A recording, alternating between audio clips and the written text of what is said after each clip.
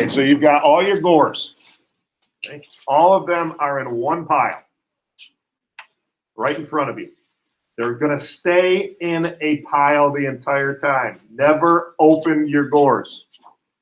You're going to take gore number 1 and just move it on its own. Okay, so now I've got gore number 1 in front of me. I'm going to take my glue stick. I'm going to open it up nice and wide because I want to control. I want a thin strip of glue, and I want it right on the edge. So I'm going to heavily glue.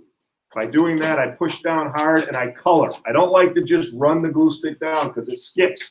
I like to push and kind of use a coloring action, and I do the edge away from me.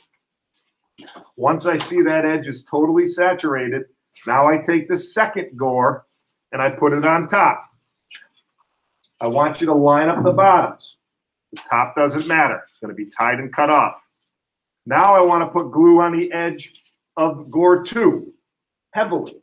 So I'm going to color my way down the edge of gore 2, color my way down the edge of gore 2, and now here's where it gets tricky. I want to keep that seam about 1/2 inch, or at least even. So I like to start in the middle. I'm going to fold gore 1 over onto gore 2. So the glue is being folded onto glue. You're going to get a funny crease right there. That's okay. I make sure I've got my 1/2 inch.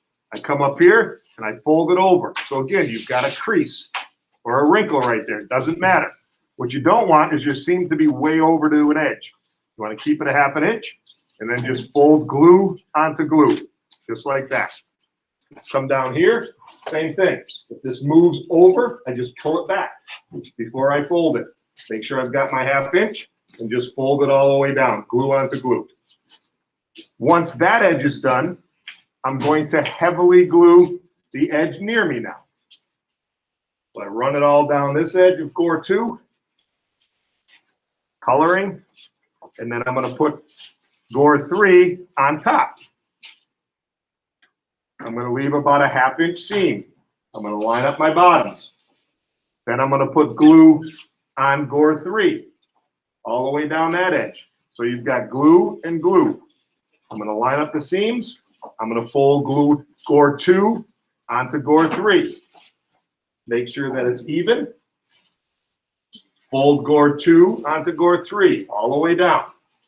Come up here, make sure it's even. Fold it over. Then I come back to this edge. Going to heavily glue that edge. Going to put gore 4 on top. Going to leave my 1/2 inch. Going to line up my bottom. I'm going to heavily glue this edge. Then I'm going to fold the bottom gore onto the top gore.